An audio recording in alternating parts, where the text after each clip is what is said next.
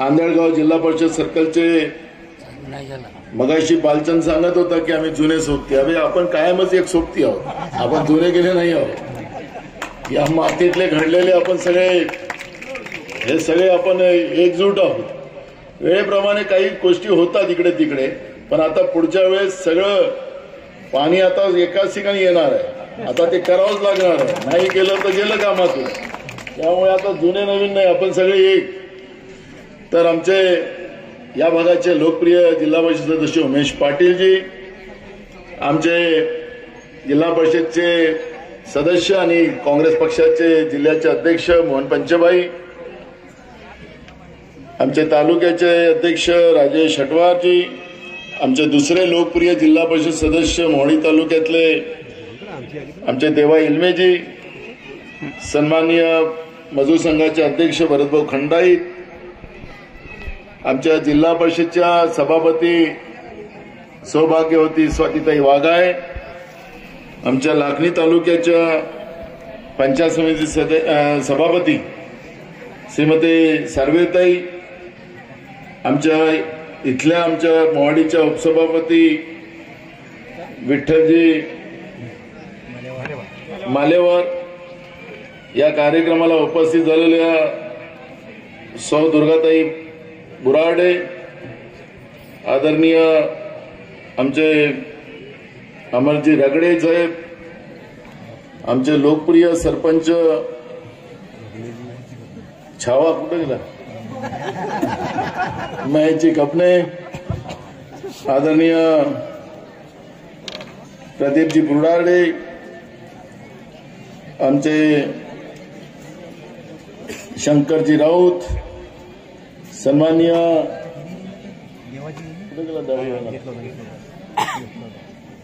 श्रीकांतजी पुढे आंधळगाव श्रीकांतचं नाव घेतलं नाही तर बिघाडून घेऊ. आदरणीय आमचे सगळे या ठिकाणी उपस्थित झालेले आदरणीय शिक्षणाधिकारी, मंचावर बसलेली सगळी सन्मानी, कारण की सगळ्यांचं नाव घ्यायला वेळ जाईल, आणि सगळे आदरणीय मंच मोठ्या संख्येने उपस्थित झालेले माझ्या सगळ्या विद्यार्थिनी विद्यार्थी, प्रिन्सिपल, प्राध्यापक आणि गुरुजी वर्ग आणि पत्रकार बंधू, खरं तर हा विद्यार्थ्यांचा कार्यक्रम आहे आणि आमच्या जिल्ह्यातल्या विद्यार्थ्यांना मोटिवेट करणं, त्यांना प्रोत्साहित करणं आणि त्यांच्या उज्ज्वल भविष्यासाठी जे काही आम्हाला करता येतं लोकप्रतिनिधी म्हणून, या पद्धतीची भूमिका स्पष्टपणे या ठिकाणी मांडण्यासाठी आयोजकांनी आम्हा लोकांना बोलवलं. मी उद्घाटनाचे नाव वाचत होतो, त्याच्यात कोण कोण आले तर जिल्हा परिषदचे अध्यक्ष आले, बाकीचे कोणीच आले नाही. त्यांना विद्यार्थ्याशी घेणं नाही की काही कळायला कारण नाही मला. पण मूळ प्रश्न असा आहे की आखरी एक परंपरा राहिली आपल्या जिल्ह्याची की जे कोणी लोकप्रतिनिधी असेल त्याला जिल्ह्याच्या कार्यक्रमामध्ये पूर्ण लोकांना त्या ठिकाणी बोलवून, या निमित्तानं आमच्या शाळेचे प्रश्न असतील, या भागाचे प्रश्न असतील, विद्यार्थ्यांचे प्रश्न असतील, शिक्षकांचे प्रश्न असतील, या सगळ्याची चर्चा करून त्या ठिकाणी त्याच्यातले मार्ग, कारण की सगळ्याला सगळ्या गोष्टी माहिती नसतात. आता अलीकडच्या काळात पेपरला आलेली बातमी खरी आहे की खोटी आहे त्याचा आपल्याला पहिले संशय येते. राजू बांधते साहेब, सध्या तो एक प्रश्न आहे, टीव्हीवर आलाय ते खरं आहे का खोटं आहे ते समजायला कारण नाही. पण लोकांमध्ये गेलं तर लोकांच्या अडचणी त्या निमित्तानं, कारण की हा कार्यक्रम विद्यार्थ्यांचा कार्यक्रम, त्यांना आम्ही प्रोत्साहित करण्यासाठी या कार्यक्रमाला आलंच पाहिजे. ठीक आहे, जे नाही आलं त्यांचं भलं.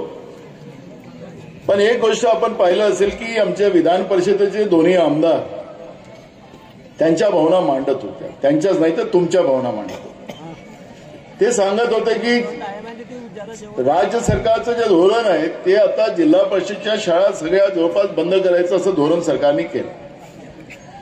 पटसंख्या 20च्या खाली आली तर त्या शाळा आता सरकार बंद करायचं धोरण सरकारने अंमलात आणलं. जवळपास राज्यामध्ये हजारो शाळा त्या ठिकाणी बंद होईल. आपल्या जिल्ह्याच्या शाळा त्याच्यात बंद होतील. मी सुद्धा जिल्हा परिषदच्या शाळेत शिकलेलो. तुम्ही पण इथं सगळे शिक्षक झाला ते सगळे जिल्हा परिषद शाळेतलेच आहात. आमच्या पूर्वजांनी समजा जे काही शिकले असतील, तर नोकरी लागले असतील, तर गावात जिल्हा परिषद शाळा नसेल,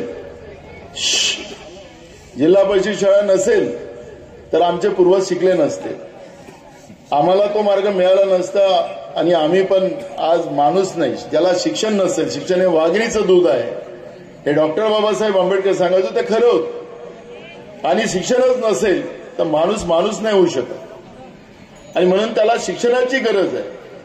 पण आज आमच्या शाळा जर बंद केल्या गेल्यात तर मग येणाऱ्या पिढीमध्ये आमच्या शेतकऱ्यांची असो की हातावर कमवणाऱ्या खाणाऱ्यांच्या मुला मुलीने शिकावंच नाही, असा काही सरकारचा प्रयत्न सुरू झालाय का? मला एक सध्या आता रामायणावर चर्चा जास्त चाललेली नाही, पण मी महाभारताची चर्चा, रामायणाची चर्चा इथं आता नाही आणणार, पण महाभारतातली एक चर्चा आणतो. आपल्याला कथा ऐकायला आवडतं ना, म्हणून तुम्हाला सांग, कारण आतापर्यंत आपण नुसतं भाषण ऐकले, कथा सांगतो. माणूस जसा वागतो त्याला त्याच्या जीवनातच त्याला त्याचं प्रायश्चित भोगावं लागतं.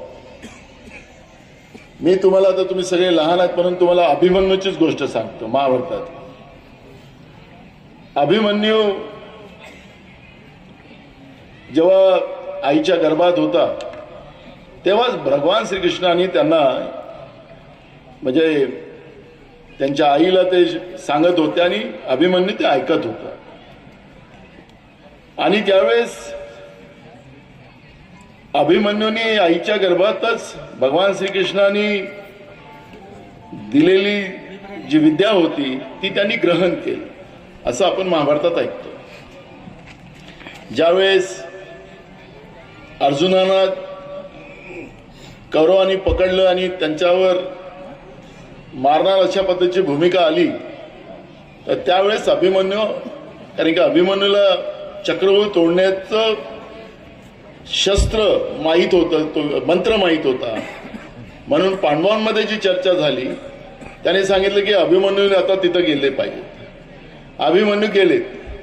अभिमन्यूला चक्रव्यूह मध्ये कसं घुसायचं ते माहीत झालं होतं, पण त्याला चक्रव्यूहातून बाहेर कसं निघायचं ते माहीत नव्हतं. आणि त्याच्यामुळे चक्रव्यूह म्हणजे अर्जुनाला सोडवण्यासाठी जेव्हा अभिमन्यू तिथं गेले तर त्यावेळेस त्यांनी त्या चक्रव्यूहातून अर्जुनाला तर सोडलं, पण ते स्वतःतून बाहेर निघू शकले नाही. आणि मग सगळ्या कौरवांनी मिळून, त्याच्यात कर्ण सुद्धा होते, कर्ण एवढे शक्तिशाली होते, ते धनुर्विद्या प्राप्त केलेले होते, ते अर्जुनापेक्षा शक्तिशाली होते, त्यांना कोणी मारू शकत नव्हतं, असं ते मजबूत योद्धा कर्णाच्या रूपात होता. पण त्या अभिमन्यूला मारत असताना कर्ण सुद्धा त्या युद्धामध्ये त्यांच्या बरोबर होता, कौरवांच्या बरोबर. मग जेव्हा महाभारतातलं जे युद्ध सुरू झालं पांडवांचं आणि कौरवांचं, तर त्या युद्धामध्ये जेव्हा कर्ण ज्या आपल्या रथावर बसून युद्ध करत होते तर योगायोगानं त्यांच्या रथाचा चाक त्या ठिकाणी फसला. शांतता नाही का तुम्हाला तुमच्या कामात येईल, तर योगायोगाने कर्णाचा रथाचा चाक तिथं फसला आणि त्या चाकाला काढायसाठी त्यांनी आपलं धनुष्य बाण वगैरे ते रथात ठेवलं आणि त्या चाकाला काढायसाठी ते बाहेर निघाले. आणि श्रीकृष्णाने सांगितलं अर्जुनाला की याला आता मारतो. आता नियम असा होता, त्या नियम हा महत्वाचा आहे, नियम असा होता की विदाऊट शस्त्र कोणी असेल तर त्याला मारता येत नाही असा नियम होता. पण भगवान श्रीकृष्णाने सांगितलं की त्याला मारतो, आणि अर्जुनाने भगवान श्रीकृष्णाच्या म्हणण्याप्रमाणे आपला निशाणा पकडला आणि धडाधड त्या कर्णावर बाण चालू केलेत आणि कर्ण तिथंच धाराशायी पडला. आणि शेवटच्या क्षणात कर्णाचा जीव जायच्या पहिले त्यांनी भगवान श्रीकृष्णाला म्हणलं, तू खराच देव आहे का? तू खरा देव नाहीये, तू मतलबी देव आहे, आम्ही तुम्हाला देव समजत होतो, अशा पद्धतीचं कर्णाने त्यांना सांगितलं. भगवान श्रीकृष्णाने स्मित हास्यामध्ये सांगितलं, तुझी भावना आज माझ्याबद्दल काय आहे ते तुझ्या मनात असेल, पण ज्यावेळेस अभिमन्यू त्या चक्रव्यूहात फसला आणि सगळे कौरव आणि तुम्ही त्याला मारत होते त्यावेळेस तो पण त्यावेळेस पण त्यांच्याजवळ कुठलंही शस्त्र नव्हतं आणि तुम्ही त्याला, त्या बालकाला तुम्ही मारत होतात, त्यावेळेस कुठे गेला होता नियम? आज मी तुम्ही जे आमदार इथं भावना मांडत होत्या की विद्यार्थ्यांच्या जीवनाला खेळण्यासाठी हे सरकार लागलेलं, यांचं जीवन उद्ध्वस्त करायला लागलेलं आहे. हे शिकलेले जे शिक्षक आहेत त्यांच्या जीवनाशी खेळायला लागलेलं आहे. तर आता पुढचा काळ, आता हा वर्ष निवडणुकीचंच आहे, हे शस्त्र चालवण्याचं वर्ष आहे की नाही? शस्त्र चालवण्याचं वर्ष आहे की नाही? आता हे 24 आपल्याजवळ आहे की नाही शस्त्रबाणाचं? हा, असं. तर आता खऱ्या अर्थाने हे शस्त्र, आता मग त्यांना ते ह्या सगळ्या गोष्टीचं काही सांगायचं कारण नाही आहे. विचार आमच्या पिढीचा आहे. आम्ही सगळे, आमच्या भारतातली परंपरा अशी, आमची संस्कृती अशी आहे की आम्ही आमच्या मुलांसाठी जगतो. आम्ही आपलं घर समजा छोटं असेल पण मला 2 मुलं आहेत, 2 मुली आहेत, येणारा जावई असेल, मुलं असेल, त्याची सून असेल, त्याच्यासाठी मग आपण विस्तार करतो, आपल्या पोटाला आट मारतो. पण आपण आमच्या येणाऱ्या पिढीसाठी आपल्या पैशाची बचत करतो. हे आपल्या भारतात आहे. जगाच्या पाठीवर असं नाही आहे. एकदा पोरी मोठ्या झाल्या, जसं आपण पक्षी असतात ना, ते पक्षी मोठे झाले, आई वडील त्याला रोज चारा आणून चारतात आणि ते मोठे त्यांना मोठं करतात आणि ते मोठे झाले की त्याला पंख फुटले की ते उडून जातात. तशासारखं विदेशामध्ये, अशा अनेक देशामध्ये असं आहे की मुलं मुली मोठं झाले की ते आईवडिलाबरोबर राहत नाही, ते आपलं पाहतात, पक्षासारखं जगतात, जानवरासारखं जगतात. पण भारतातली संस्कृती अशी आहे की भारतातल्या संस्कृतीमध्ये आपण आपल्या परिवारासाठी जगतो, अशी परिस्थिती आपल्या देशात आहे. आणि मग अशा परिस्थितीमध्ये माझे आई वडील गरीब आहे, माझे आई वडील मोलमजुरी करतात, रक्ताचं पाणी करतात, पण मला शिकवतात. मी शिकल्यानंतर मी मोठा होईल, मी मोठं कुठेतरी मला नोकरी लागेल, मी काही व्यावसायिक बनेल, हे स्वप्न तुमच्याही डोळ्यात असतं. मी शास्त्रज्ञ बनणार, हे स्वप्न तुमच्या डोळ्यात असतं. पण गावातली शाळाच बंद झाली. आता तुम्ही मगाशी गुरुजीने सांगितलं तुम्हाला की मी तुमच्यासाठी बसची व्यवस्था केली, किती टाळ्या वाजवल्या तुम्ही जोरानं. पण तुमच्या मनामध्ये तिथं बसल्या काय डोक्यात होतं की बस समजा गेली तर मग आम्ही कशाने जायचं, काय होईल, चिंता होती की नाही? तुम्हाला हा कार्यक्रम पूर्ण ऐकायचा आहे, समजायचा आहे, पण तुम्हाला बसची काळजी होती ना. आखरी आपल्या आई वडिलांनी आपल्यासाठी व्यवस्था केल्या, ते मेहनत करतात. शेतकरी असेल तो मेहनत करतो, ऊन पाऊस हिवाळा याची काळजी करत नाही. आता तर लाईट पण नाही राहत. सरकारने विधानसभेत जाहीर केलं होतं की 12 तास लाईन देतो, आता ते 8 तासाची झाली. रात्री 12 वाजता जाऊन लाईन चालू करावं लागते. साप, आता वाघही आलेत आपल्या इकडे, अस्वलही आल्यात. रात्री तिकडे जंगलात, तिकडे शेतात गेला तो वापस येईल की नाही ती गॅरंटी नाही. पण तरी सुद्धा माझ्या शेतात पिकवेल आणि मी माझ्या मुलाबाळांना मोठं करेल, हे स्वप्न आपले आई वडील बघतात. पण आता गावातच उद्या शाळा नाही राहिली आणि मग ज्या शाळा बनतील त्या अदानी अंबानीच्या बनतील आणि तिथं पैसे देऊन आम्हाला शिकावं लागेल, लाखो कोटी रुपयाचं आम्हाला त्या ठिकाणी फीस द्यावा लागेल, तर मग आमच्याजवळ शिक्षण राहील का? म्हणून मी तुम्हाला सांगतोय की आपल्या भविष्याशी खेळलं जात आहे आणि अशा वेळेस या भविष्याला खेळणाऱ्या लोकांना आपल्याला जागा दाखवायची गरज आहे. मी तुम्हाला सांगतो की मी तर काँग्रेस भाजप सांगायला आलो नाही, मी तुम्हाला एकच गोष्ट सांगतो. आज समजा लोकशाहीची व्यवस्था संपली आणि शिक्षणाच्या व्यवस्था संपल्यात तर आपल्याला पुन्हा गुलामीकडे जावं लागेल. आज तुम्हाला स्वातंत्र्य, तुम्हाला व्यक्ती स्वातंत्र्य आहे, सगळं आहे, पण उद्याच्या काळामध्ये जे काही परिस्थिती आज देशात आणि राज्यात सुरू झालेली ती भयावह आहे. आणि म्हणून मी मगाशीच आमच्या बालचंदच्या याच्यावर मी वाक्य जे बोललो की आता आपल्याला हे जुने पुराणे नाही, आता सगळ्यांनी एकत्रित आलो पाहिजे, नाही तर गेलं का, संपलं. तर सरळ विषय आहे, सर्व लोकांनाही समजतं, पण आम्ही नोकरीत आम्ही बोलू शकत नाही. मूळ प्रश्न आहे की मी तुम्हाला सांगतो, जुन्या पेन्शनच्या बाबत ज्या ठिकाणी आमचं सरकार होतं त्या ठिकाणी आम्ही चालू. मी काँग्रेसचा प्रमुख राज्याचा म्हणून मी जाहीरपणे सांगितलं की आम्ही आमच्या जाहीरनाम्यात लिहू, तुमच्या आशीर्वादानं महाराष्ट्रात सरकार आमचं आलं तर तातडीनं जुनी पेन्शन महाराष्ट्रामध्ये आम्ही लागू. कारण तुमचे पैसे, कारण की माझ्या शिक्षकांच्या पोटामध्ये दाना नसेल, पगार वेळेवर मिळत नसेल तर माझ्या मुलांना काय शिकवेल, माझा स्वार्थ आहे माझ्या मुलामुलींना चांगलं शिक्षण मिळालं पाहिजे। जसं सभापती महोदयांनी आता रमेश पाटील साहेबांनी सांगितलं की माझ्या शाळेमध्ये माझे गुरुजी लोक शिकवतात की नाही शिकवत हे बघण्यासाठी आम्ही सीसीटीव्ही फुटेज कॅमेरे लावणार आणि आमचा शिक्षण अधिकारी तिथून कंट्रोल करेल। आपण त्याच्या पोटात चारा नाही तर काय करणार?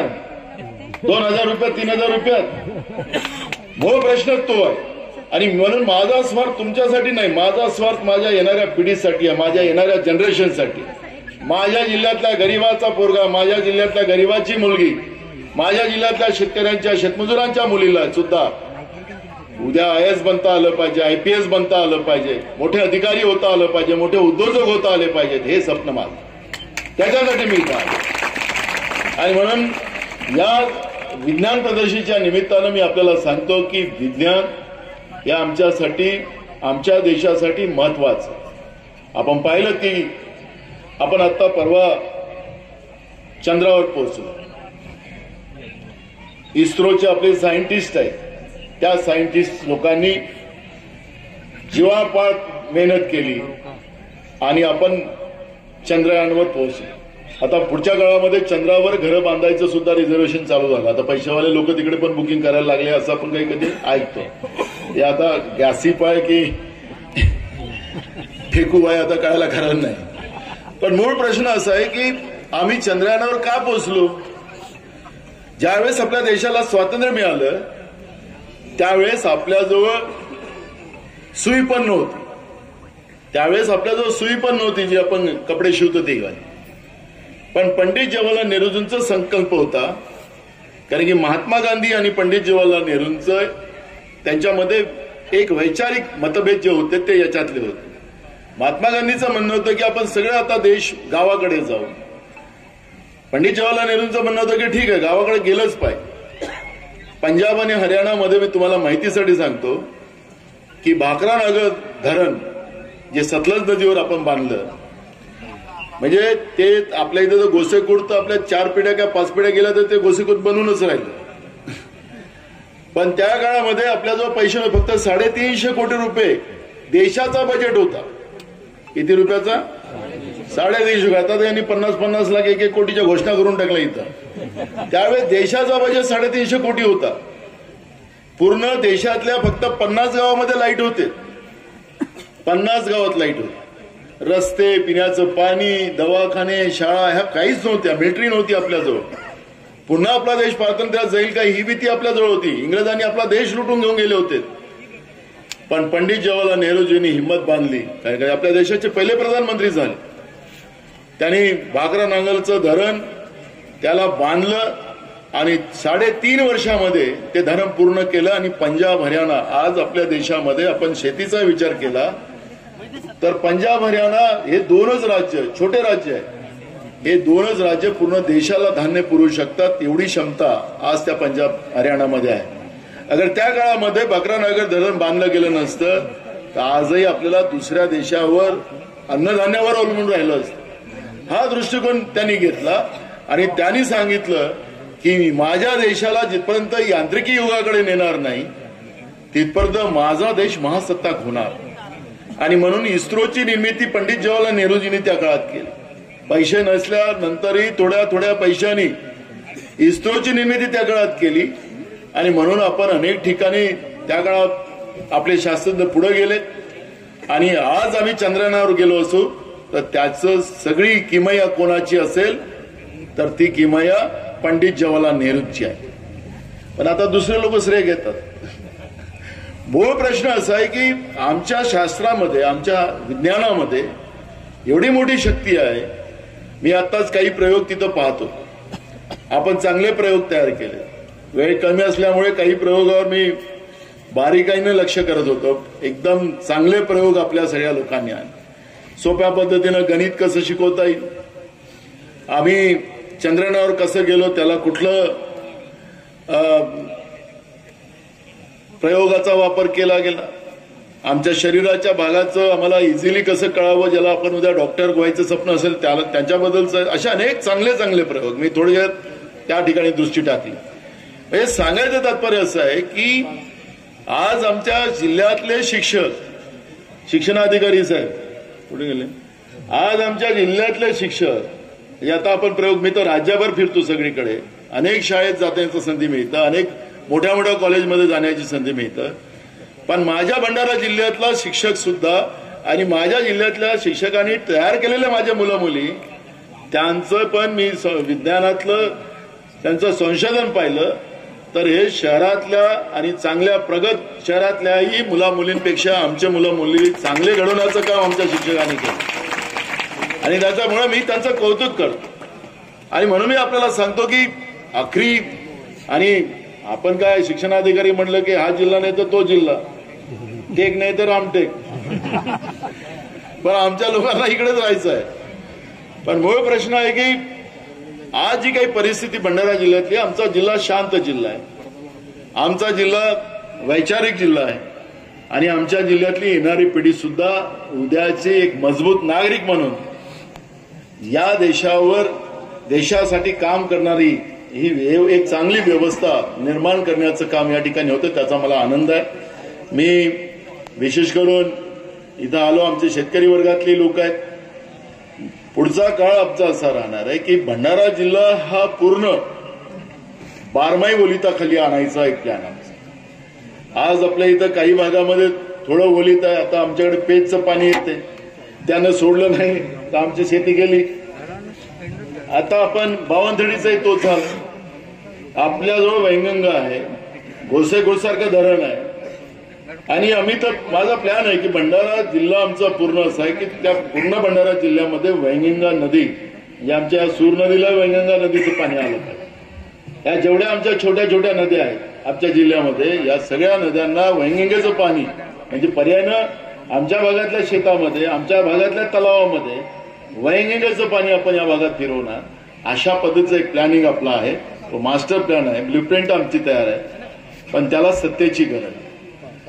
कारण की जिथपर्यंत काही लोकांनी आम्हाला या जिल्ह्यामध्ये मोठ्या प्रमाणात उद्योग आणू असं सांगितलं, आता उद्योगाचं काय सोडा, इथं आपण पाहतो इथं व्हिडिओकांची काय परिस्थिती. सांगायचं तात्पर्य असं आहे की पुढच्या काळामध्ये मातीतली माणसं, उमेश पाटील आपल्याला मुद्दा तो आहे. आम्ही डांबराचे रस्ते खूप बांधले, सिमेंटचे रस्ते खूप बांधले, मी खासदार असताना पुलं पालं काय बांधायचे बांधले, पण मूळ प्रश्न आज आहे की माझ्या जिल्ह्याला जी नैसर्गिक संपदा लाभलेली आहे, माझ्या जिल्ह्यातली माणसं त्या पद्धतीची आहेत, मजबूत माणसं आहेत, देशासाठी काम करणारी लोक आहेत, तर या जिल्ह्यामध्ये त्या पद्धतीनं हा जिल्हा पुढच्या काळामध्ये वर्ष 2 वर्ष, कारण की हे वर्ष निवडणुकीचं आहे, 24, 25, 26 पर्यंत आमचा जिल्हा राज्यातला सगळ्यात आर्थिक प्रगत असलेला जिल्हा आपल्याला निर्माण करायचा. नाही तर इथं याची काडी करा, त्याची काडी करा, त्याचं घर पाडा, हे सोडा. आता आपल्याच घरात लोकांचे घर बनतो. बिचारा मला अजूनही तो आमचा शिवलाल लिल्लार जेता भेटला तो आलाही असेल इथं, हा, तर बस त्याचा बिचाराचं घर पाडून टाकलं त्या काळात. तो अजूनही म्हणतो तर त्याला घर बांधून द्यावं लागेल. पण सांगायचं तात्पर्य असं की ही परिस्थिती आता बदलवली पाहिजे. आपण कोणाशी भांडतोय, कोणाचं घर पाडतो, आपल्याच माणसाचं. आखरी कोणाच्याही डोक्यावर पक्ष लिहून येत नाही, कोणाच्या डोक्यावर लिहून येत नाही. आखरी माणसं जोडायला आम्ही शिकलो पाहिजे. आणि म्हणून मला असं वाटतं की आता मी महेशचा मगाशी उल्लेख केला, त्या काळात आम्ही एक युद्ध सुरू करायचा निर्णय केला. त्या व्यवस्थेला जे आमच्या जिल्ह्याला नुकसान पोहोचवतं त्याला या जिल्ह्यातून हाकलायचा आम्ही निर्णय केला, छावा काढली. आता हे असे अनेक छावा झाले. आता गावाचा सरपंच झाला, काही जिल्हा परिषद सदस्य तो नरेश, हे खूप सारे आहेत ना. पुढचा विधान परिषद कोणाला बनवायचं ते आपणच ठरवणार. पक्ष कोणाचे वेगळे वेगळे, असं माणसं तर सगळे आपलेच आहेत. बॅनर बाजी केल्यानंतर आता मी पाहिलं जिल्ह्यात आज खूप दिवसानंतर आल्यानंतर सगळीकडे मोठे मोठे बोर्ड लागले. ते दर आठवड्यात बदलतात की मला माहिती नाही. त्याच्यापेक्षा हे बॅनर लावण्यापेक्षा माझ्या गरिबाच्या पोरांना शिकायला पुस्तकं नसतील ना ते घेऊन द्या, ते घेऊन द्या. तुम्ही मगाशी सांगितलं की आमच्या पोरांना जाण्यासाठी आर्थिक तंगी होती, तर या अशा पोरांसाठी पैसे उपलब्ध करून द्या ना. बॅनर पोस्टर लावण्यापेक्षा लोकांच्या हृदयात फोटो लावा तुमचा, हे माझं म्हणणं आहे. हे काय या बॅनर पोस्टर आजचा आजचा पेपर उद्याची रद्दी, तसं बॅनरवर साला कोणी थुकते काही करते. त्या इथं गोंदियामध्ये एक बोर्ड लागला, त्याचं मोठं व्हायरल झाला तो. एका नेत्याने वाढदिवस साजरा केला, खूप बोर्ड लावले तिनं, आणि एकानं काय केलं, एका कुत्र्याचा फोटो लावला आणि त्याचा वाढदिवस साजरा केला. माझा मुद्दा आहे की ही जी काय आपल्या जिल्ह्यामध्ये व्यापारी राजकारणाची जी वृत्ती आलेली आहे ती बदलवली पाहिजे. आज गरजू मुला मुलींसाठी, गरजू लोकांसाठी आम्ही त्या ठिकाणची आमची भूमिका असली पाहिजे, तरच आपण आपल्या जिल्ह्याला प्रगतीमध्ये नेऊ. आणि गरजू लोकांना मदत करणं हीच खऱ्या अर्थानं ईश्वर सेवा आहे, हीच खऱ्या अर्थानं आपण आपल्या धर्मामध्ये आपल्याला तेच शिकवलेलं आहे. आणि म्हणून मला असं वाटतं की आपण सगळेजण मिळून या जिल्ह्याच्या विकासासाठी आणि येणाऱ्या या पिढीला घडवण्यासाठी, आणि मी तुम्हाला सांगतो की या शिक्षणाच्या व्यवस्थेचा जो सत्यानाश करायला हे जे लोक निघालेले आहेत याला आता आपण बदलूच. कारण की माझ्या जिल्हा परिषदेच्या शाळेमध्ये अगर शिक्षक नसेल तर माझ्या गरिबांच्या पोरींना शिकण्याची संधी नाही. आज कितीतरी पोरी शिकलेले तुम्ही लोक आहे, DED BEd झालेले आहेत, सगळे क्वालिफाईड आहेत. आता त्यांचंही आयुष्य ओव्हरवेज होऊन झालं. आता घड्याळी तासिकाला रेग्युलर करा असं आम्ही भूमिका मी विधानसभेत मांडली, यांनी विधान परिषद मांडली. सरकार आता नोकर भरतीच करायला तयार नाही. मी साधं केसरकरला विधानसभेत प्रश्न विचारला, विजय, मी म्हटलं तुम्ही सांगत होता टीव्हीवर दिसत होतं काही पोरी त्यांना भेटल्यात की तुम्ही परीक्षा घेतल्या, आम्ही पास झालो, आम्हाला तुम्ही ऑर्डर का देत नाही. तर तुम्ही म्हटलं त्यांच्यावर रागवलात, तो व्हिडिओ व्हायरल झाला, मी तुमच्यावर कारवाई करेल असं पद्धतीचं. तर मी त्यांना प्रश्न विचारला की तुम्ही जिथपर्यंत ऍडव्हर्टाईज काढत नाही, कारण की आपण नोकर भरती करत असताना त्याला ऍडव्हर्टाईज करावं लागतं, त्याच्यामध्ये रिझर्वेशन काढावं लागतात, रिझर्वेशनच्या आधारावर मग तशी ऍड काढावं लागतं. म्हटलं तुम्ही परीक्षा घेतल्या पण ऍड नाही काढली, दोन फरक आहे बरं. त्यांनी परीक्षा त्यांच्या मातीवर घेऊन टाकली, ते परीक्षेत पास झाले म्हणून त्यांना नोकरी लागेल असं नाही. विदाऊट ऍड आपल्याला नोकर भरती करताच येत नाही. एखाद्या खासगी शाळेवाल्यांनी असंच परीक्षा घेतल्या आणि मास्तर भरून घेतलं, त्याला पगार चालू होतं का. तर त्यांना विचारलं की तुम्ही ऍड दिली का, तर ते म्हणाले मला उत्तर ऐकलं असेल तुम्हाला. त्यांनी काय म्हटलं, त्यांनी सांगितलं की आम्ही आता जिल्हा परिषदला सांगतोय की तुम्ही आता ऍड काढा, असं उत्तर दिलं त्यानं विधानसभेमध्ये. म्हणजे किती थोतांड, किती खोटारडं आहे. शिकलेल्या मुला मुलींची अवहेलना आहेच, पण येणाऱ्या पिढीलाही बरबाद करायची व्यवस्था. तर या लोकांना शिक्षकांची भरती करायची की नाही. तुम्ही तर 65,000 म्हणालात आठवले साहेब, 1 लाखाच्या वर झालेत आता. हे दर महिन्याला रिटायर होतात ना. किती आता आपण शिक्षणाधिकारी सांगा बरं, किती शिक्षक कमी आहेत या जिल्ह्यात. आणि आता पुढच्या महिन्यात 31 तारखेला किती लोक रिटायर होणार, 512. आणि 31 तारखेला किती रिटायर होणार, 31 जानेवारी आणि फेब्रुवारीत रिटायरमेंट आहे ना, 24. म्हणजे दर महिन्यामध्ये काउंटडाऊन आहे. अपर नाही आहे, माध्यमिक वेगळं.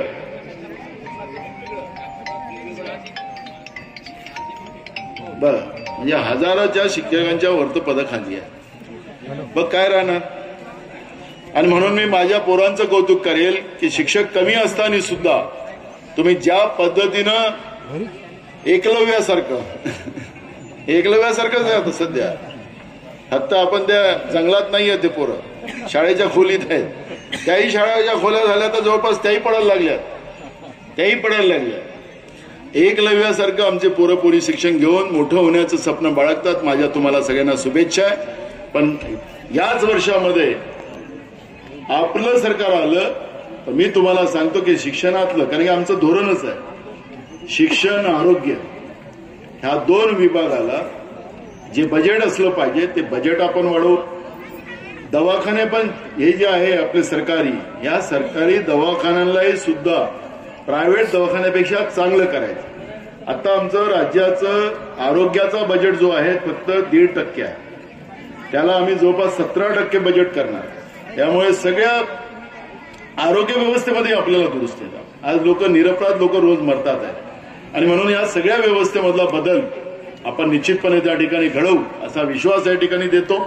सगळ्या मुलामुलींना विद्यार्थ्यांना मी मनापासून शुभेच्छा देतो आणि शिक्षकांनी घाबरण्याचं काम नाही.